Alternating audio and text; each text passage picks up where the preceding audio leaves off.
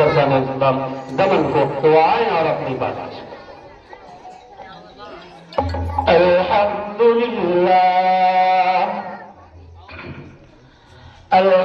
لله نحمده ونستعينه ونستغفره ونؤمن به ونتوكل عليه ونعوذ بالله من شرور أنفسنا ومن سيئات أعمالنا من يهده الله فلا مضل له ومن يضلله فلا هادي له ونشهد أن لا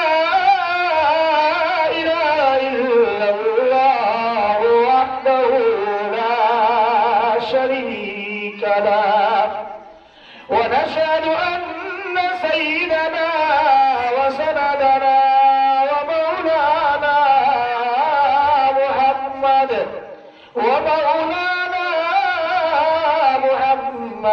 عبده ورسوله أما بعد فأعوذ بالله من الشيطان الرجيم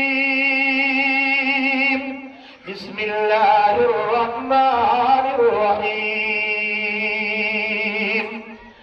لئن شكرتم لأزيدنكم ولئن كفرتم إن عذابي لشديد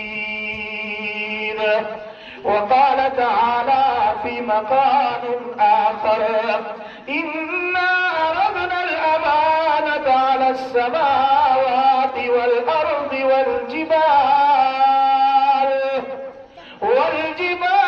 فأبين أن يحملنها وأشفقن منها وحملها الإنسان إنه كان ظلوما جهولا صدق الله العظيم۔ درود شریف پڑھنا۔ اللهم صل على محمد وعلى آل محمد كما صليت على إبراهيم وعلى آل إبراهيم إنك حميد مجيد۔ اللهم بارك على محمد وعلى آل محمد كما باركت على إبراهيم وعلى آل إبراهيم إنك حميد مجيد۔ سب سے پہلے رب کائنات کا شکر ادا کرتا ہوں کہ اللہ تبارک و تعالی نے اپنے فضل و کرم سے فرزند ارجمند محمد صلی اللہ علیہ وسلم کو اپنے قرآن کے حفظ کی تکمیل کی سعادت عطا فرمائی۔ لیکن جب آپ غور کریں گے تو یہ دنیا دارالاسباب ہے۔ انسان کام کو نکلتا ہے تو مزدوری پاتا ہے، چولہا عورت جلاتی ہے تو کھانا پکتا ہے، انسان حرکت کرتا ہے تو پھر اس کی زندگی میں برکتیں آتی ہے۔ یہ جو نعمت اللہ تبارک و تعالی نے عطا فرمائی اللہ کا فضل ہے، لیکن اللہ نے جو فضل فرمایا اس کے پیچھے بندوں کی نیت کا بھی دخل ہے۔ خود میرے والد محترم ایک عامی شخص ہے، وہ عالم اور حافظ نہیں ہے۔ کہلگاؤں NTPC میں جب وہ کام کر رہے تھے تو وہاں ان سے یہ کہا گیا تھا کہ آپ کو یہاں جو ہے منشی کا کام دیں گے، مزدور صبح سے شام تک کتنا ہے، کیا کام ہوا ہے، صرف اتنا دیکھ ریکھ رکھنا ہے، لیکن اس کے لیے آپ جس لباس میں آتے ہو یہ لباس نہیں چلے گا، آپ کو فل پینٹ پہننا پڑے گا۔ اپنی زبان میں کہا تو اس وقت میرے والد کا جملہ تھا، یہ کہا تھا کہ میرے بچے عالم حافظ بن رہے ہیں، اس لیے میں یہ اپنے بچوں کے عالم حافظ کے عہدے کو دیکھتے ہوئے پین کو پہننا پسند نہیں کروں گا، مجھے ایسی نوکری نہیں چاہیے۔ یہ میں سمجھتا ہوں آج وہ یہاں موجود نہیں ہے، اس لیے کہ وہ 5 مہینے سے بیڈ پر ہے، ورنہ وہ بے حد اپنے اس پوتے سے پیار کرتے ہیں۔ جس طرح نانا نانی کے لیے وہ جو ہے آنکھوں کا تارا ہے، تو اسی طرح وہ دادا اور دادی کے لیے بھی جو ہے وہ آنکھوں کا جو ہے وہ سکون ہے، لیکن وہ بیماری کی حالت میں وہ یہاں نہیں آ سکے ہیں۔ یہ ان کی دعاؤں کا ثمرہ ہے کہ انہوں نے وہ نوکری چھوڑی، غربت کو برداشت کیا، لیکن پین پہننا گوارا نہیں کیا۔ اللہ تبارک و تعالیٰ نے اس کے صدقے میں دونوں بھائیوں کو یعنی ان کے دونوں بیٹوں کو عالم اور حافظ بھی بنایا۔ اس کے بعد ابھی جو آپ نے مفتی عبداللہ کا جو ہے بیان سنا، یہ ان کے جو ہے وہ نواسے ہیں۔ میری بڑی بہن کا وہ لڑکا ہے، وہ عالم بھی بنا، حافظ بھی بنا، وہ مفتی بھی بنا، اور آج وہ الحمدللہ گجرات کے جو ہے جام نگر کے ادارے میں وہ مدرس بھی ہے۔ اسی طریقے سے محمد صلی اللہ علیہ وسلم کو ترقی کیے تو آپ دیکھو گے کہ جب اس کی پیدائش ہوئی تو جیسا کہ آپ نے سنا ابھی مفتی امیر حمزہ نے بتلایا کہ سب خوش تھے، اور اللہ تبارک و تعالیٰ سے سب دعا گو تھے کہ ان کا ماموں وہ بھی حافظ تھا، ان کے نانا وہ بھی عالم تھے، ان کی 2 خالائیں اور مائیں وہ بھی نیک اور عالمائیں تھی۔ جب اوپر کا درخت جو ہے وہ آم کا ہو تو پھر آم پھلتا ہے، اور اگر درخت املی کا ہو تو املی پھلتا ہے۔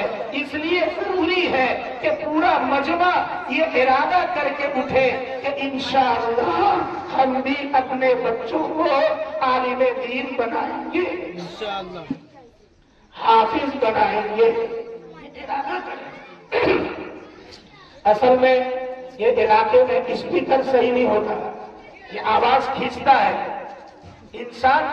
ہم ابھی آئے ہوئے 7-8 دن سے رات بھر ہم جاگتے ہیں، پروگراموں میں گھومتے ہیں، اس اسپیکر کا کام نہیں ہے۔ یہ اسپیکر پورے گلے کو کھینچتا ہے۔ اچھا ساؤنڈ سسٹم رکھے جس سے آپ دین کا پیغام صحیح پہنچا سکے۔ بھائیو، انسان جب قرآن سے جڑتا ہے،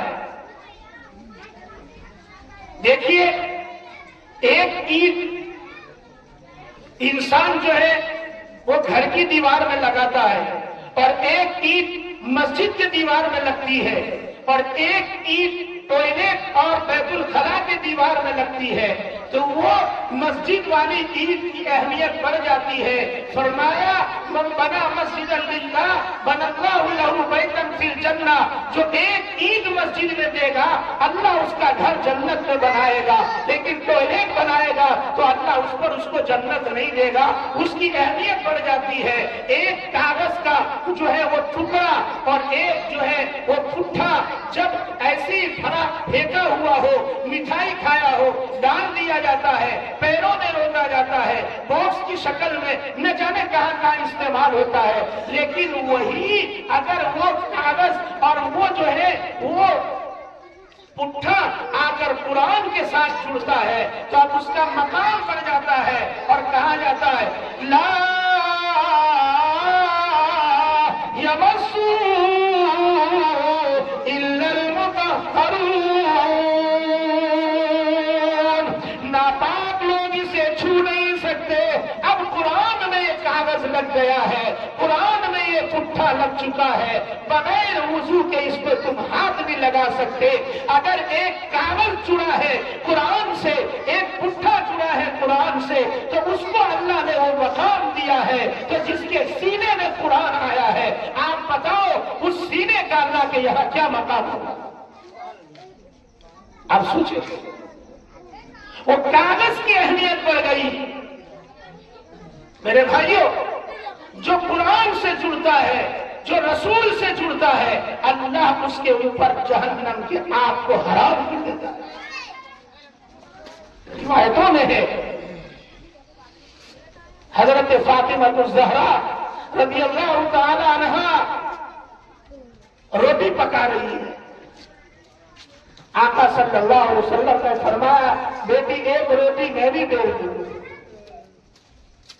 आए हुजूर और हाथ से रोटी को तैयार किया और कहा लो इसको डाल दो तंदूर में।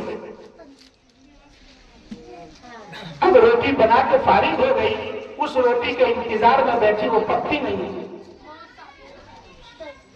तो बेटी क्या हुआ? अब्बा सारी रोटी पक चुकी है, लेकिन वो एक रोटी जो आपने दी है वो अभी तक पकने को तैयार नहीं है। हुजूर ने फरमाया, बेटी उस आटे पर मोहम्मद तेरे बाप का हाथ लगा है, उस पर आग हराम है, वो नहीं पक सकती।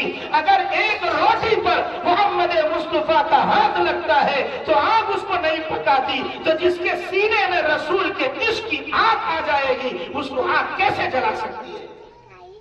इसलिए जरूरी है कुरान से मोहब्बत करें, रसूल से मोहब्बत करें, सच्चे बने। यही वो कुरान था जब हजरत उमर के सामने रखा गया। आज भी कुरान उसी जो है उसी मौजज़े के साथ मौजूद है, लेकिन मेरे और आपका ईमान कमजोर पड़ा है। वरना कुरान जब पढ़ा जाता है तो आसमान से फरिश्ते उतरते हैं सुनने के लिए। एक सहाबी रात को कुरान पढ़ रहे हैं। हमारे लिए ऐसी रिवायतों को समझना आसान है। आंगन में पढ़ रहे हैं, सामने जानवर जुड़ा हुआ। जब कुरान की तिलावत करते तो जानवर उछलने लगता। करीब में मासूम बच्चा सोया था तो इनको खतरा लगता था कि कहीं ऐसा ना हो कि जानवर खुल जाए और बच्चे को नुकसान हो जाए, तो कुरान धीरे पढ़ने लगते। फिर जोर से पढ़ते, फिर वो जानवर उछलने लगता। ये माजरा रहा। सुबह करीब हुई, इन्होंने अपनी नमाज पूरी की। नमाज पढ़ने के बाद देखा, इन्होंने देखा नूर नुमा कोई चीज है जो आसमान के ऊपर चढ़ गई। नमाज से फारिग हुए, हुजूर अकरम सल्लल्लाहु अलैहि वसल्लम नमाज पढ़ाकर मुसल्ले पे यूं घूम कर बैठ जाते थे। लोग अपने सवालात रखते थे, अपने मसाइल पूछते थे। इसलिए इमाम सिर्फ 5 वक्त के नमाज का इमाम नहीं होता, इमाम पूरे महल्ले के 24 घंटे के शरई मसाइल और शरई अहकाम का निगरान होता है। इमाम की जिम्मेदारी है वो हर एक चीज पर टोके, और कौम की जिम्मेदारी है उसके टोक को मोहब्बत के साथ करे लगा।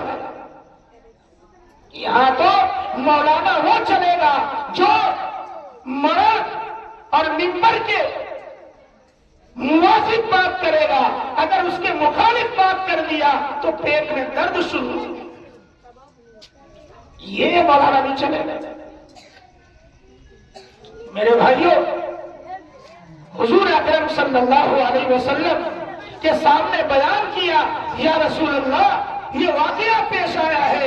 हुजूर अकरम सल्लल्लाहु अलैहि वसल्लम ने फरमाया, अगर तुम सुबह तक कुरान की तिलावत करते रहते, तुम्हें पता है जब तुम कुरान पढ़ रहे थे अल्लाह के फरिश्ते तुम्हारी तिलावत को सुनने के लिए उतरे हुए थे।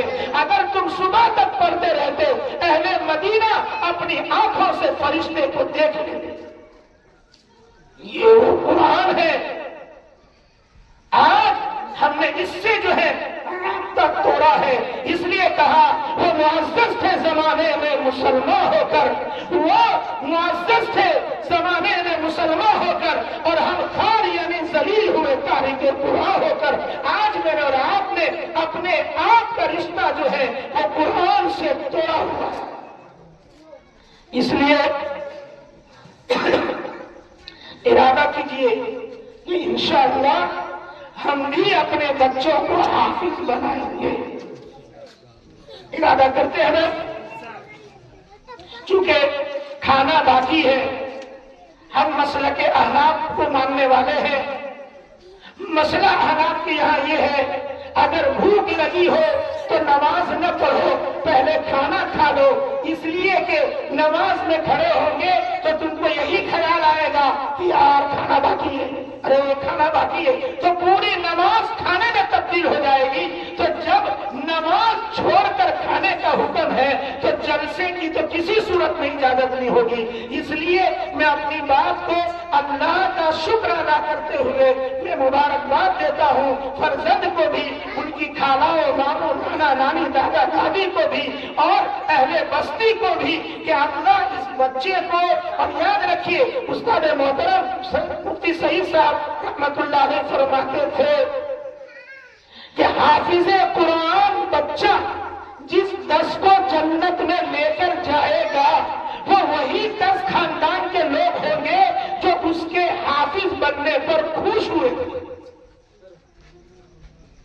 ورنہ سوچ یہ ہو یہ کہاں سے کھائے گا، اس کو زبردستی کا کیوں بنا دیا، استنیا فوقنیا کرا لیتے، اس کو جو ہے وہ مولوی کرا لیتے اور اس کو وہاں ڈگری دلا دیتے اور سرکاری مدرسے کے نام پر غنڈہ گردی کرتے اور پھر یوں کہتے ہیں حکومت نے تالا مارا، ارے غنڈہ گردی ہم نے کی ہے، ہم نے مدرسوں کا مذاق اڑایا ہے، کھا رہے حرام کا جو ہے اور قوم کا پیسہ برباد ہو رہا ہے، تب حکومت شکنجہ کش رہی ہے۔ فرمایا جس کی وہ نیت ہے اس کی یہ بچہ سفارش نہیں کرے گا۔